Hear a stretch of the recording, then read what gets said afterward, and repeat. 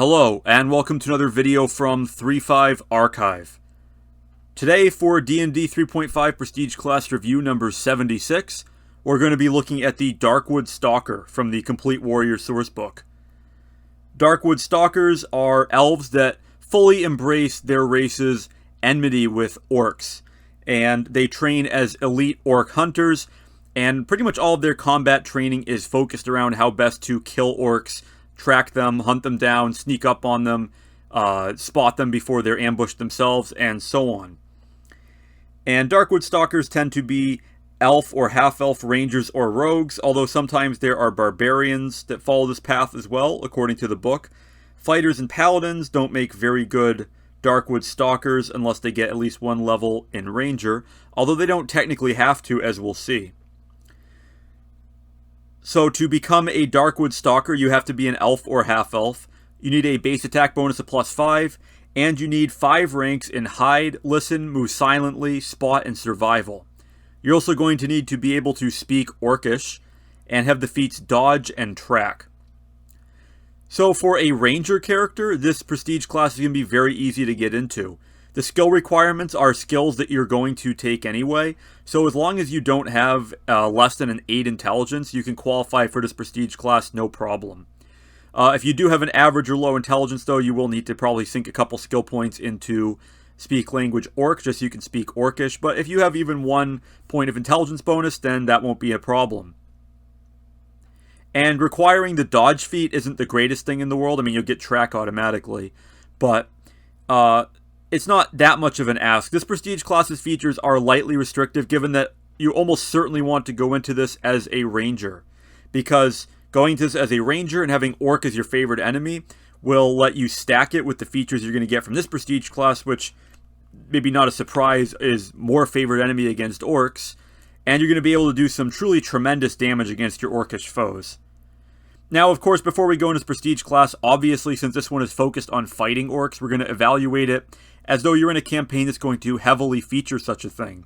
You're going to be fighting a lot of high-level orc NPCs, and you might be fighting other stuff as well, but at least a significant proportion of what you're fighting is going to be orcs.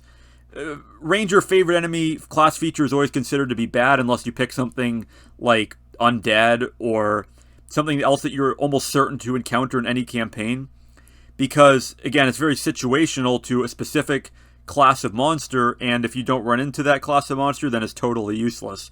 And it's one of those classes you really need to coordinate with your dungeon master before the campaign starts, and hope that your dungeon master is cooperative.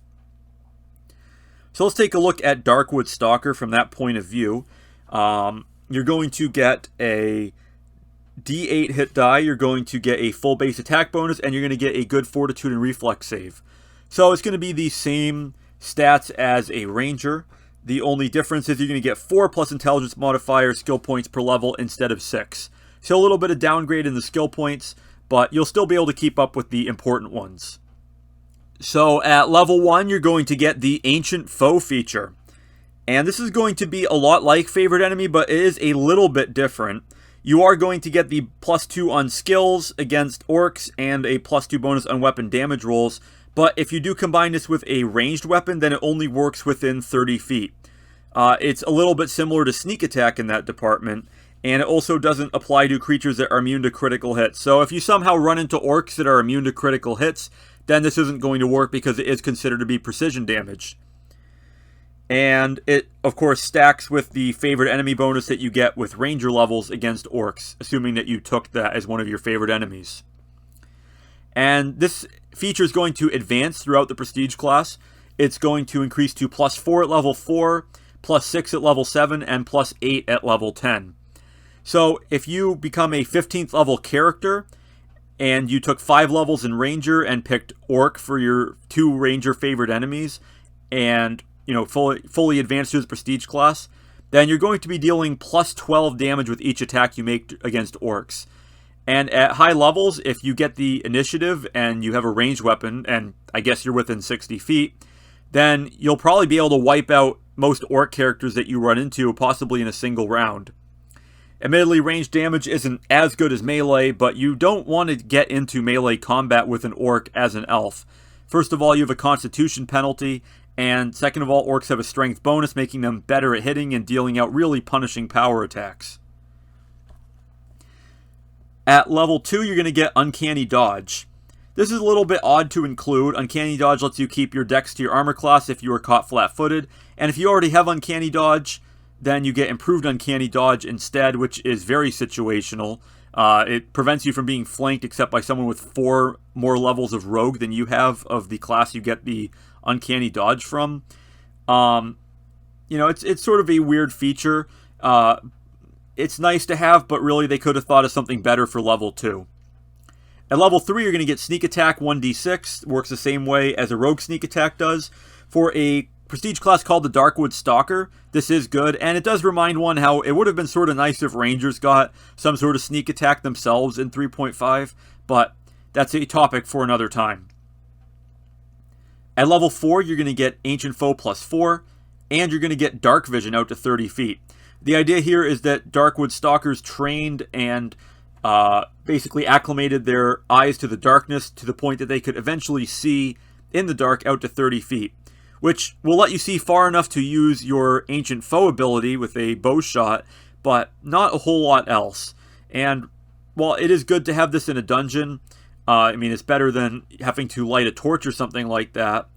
Not the greatest thing in the world, and there are plenty of magic items that could easily replace this feature, especially considering it only goes out to 30 feet. It does improve later to 60 feet, but still, this is kind of a mediocre feature, and it's good that it comes along with the Ancient Foe +4. At level 5, you're going to get Improved Uncanny Dodge, so you're going to get it anyway. If you already had Uncanny Dodge, then the levels from this class will stack to determine the minimum rogue level required to flank you.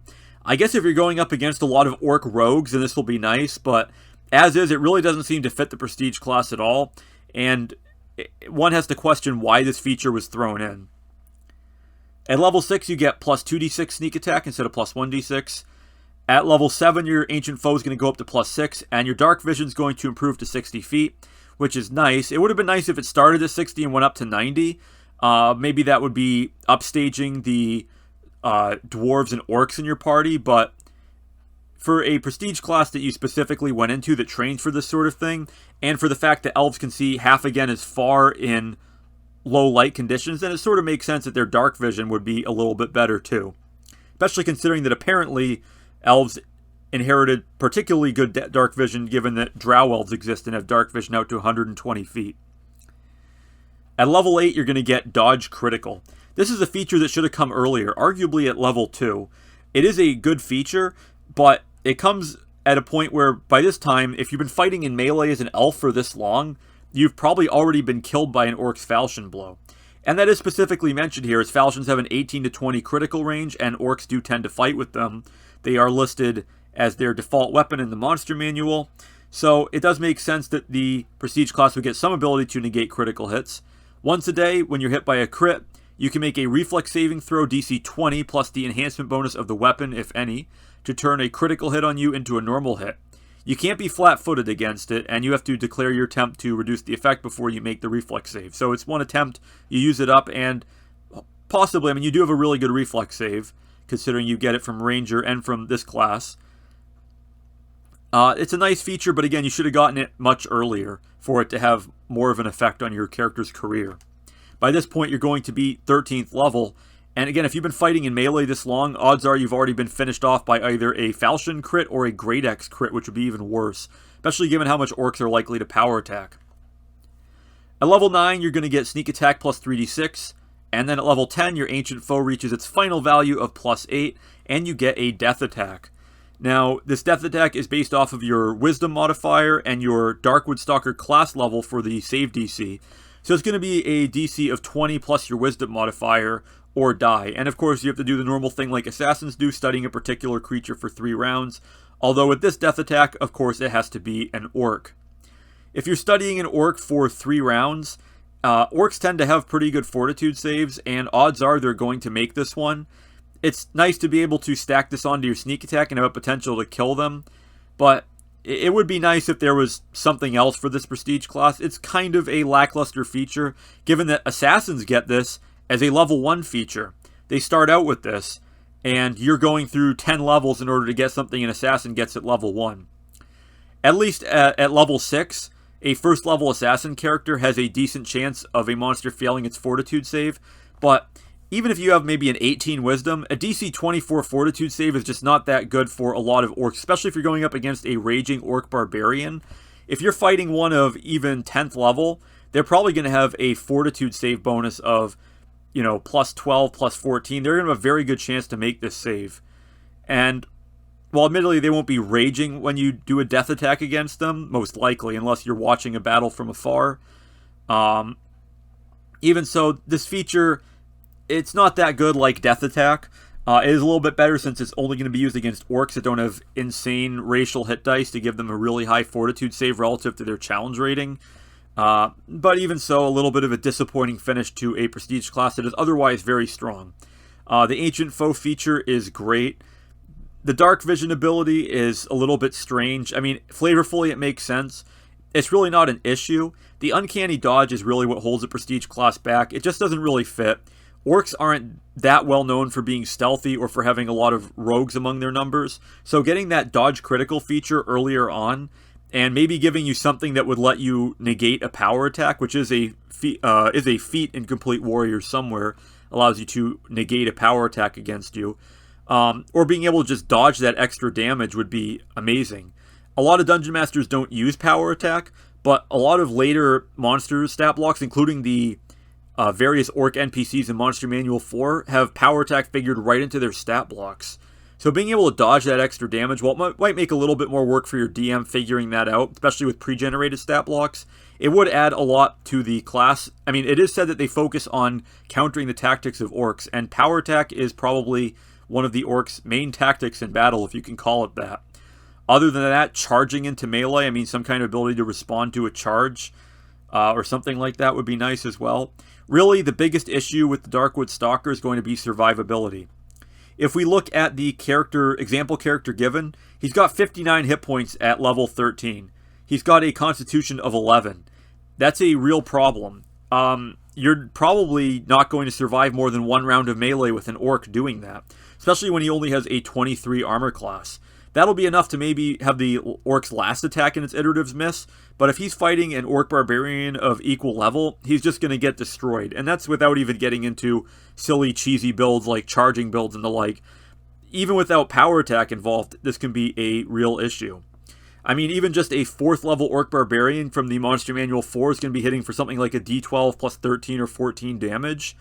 And if you had just a few of these in melee with you, this elf would be going down in no time. So some sort of ability to dodge power attack or something against two-handed weapons would give this prestige class a lot more, be a lot more tempting to take levels in it. As is, it still is tempting to take levels, although the other big problem here is the range limitation on the Ancient Foe ability. Elves like to fight from afar. At the very least, extend the range of this ability to 60 feet. Arguably, it should be 120, or possibly just not even have a range listed at all, since so many players are going to confuse this with Favored Enemy, which doesn't seem to have this sort of range limit on it. So, putting this range restriction on it is a little bit odd. Yes, it does make sense flavorfully, but it really just holds the prestige class back. And a prestige class focused on fighting orcs isn't going to be that overpowered anyway. I mean, orcs are far from the most powerful creatures in D&D. So overall, the Darkwood Stalker is going to get 4 stars for concept, maybe 4.5 stars. I mean, it's not an incredibly original idea, but it is a cool one, and it does have a cool name. So 4 stars for concept, 3 stars for execution, arguably 3.5, maybe 4. It really rides on the Ancient Foe ability, which again is held back by that range limitation. You are going to want to fight from range. The example character given here has a +3 composite bow and a regular mundane longsword, not even masterwork. So we can really see where this prestige class wants to be in terms of how it fights. And that range limitation, again, really holds it back. Sneak attack is nice. The death attack is cool, although it should come earlier. It'd be nice if that came at level 5 and the dodge critical came at level 2. And then level 8 and 10 had something better. There are all sorts of other features one could come up with for fighting against orcs, but as of right now, it's a decent prestige class if you are sure you're going to be fighting a ton of orcs in your campaign. Maybe you want to recreate the Hunter's Blades trilogy from Legend of Drizzt or something like that and just have an all-out orc invasion in your campaign world. If so, Darkwood Stalker is great. Obviously, if you're not going to be running into a lot of orcs, then skip it. If so, then it would be a 1-star prestige class all the way, because by the time you're getting to the level that you'd be taking levels in it, most DMs have dropped off sending orcs against you and have moved on to Mind Flayers and Beholders. So that'll be about it for this D&D 3.5 prestige class review. Please like, share, comment, subscribe, and so on. Thanks for watching, and I will see you next time here on 3.5 Archive.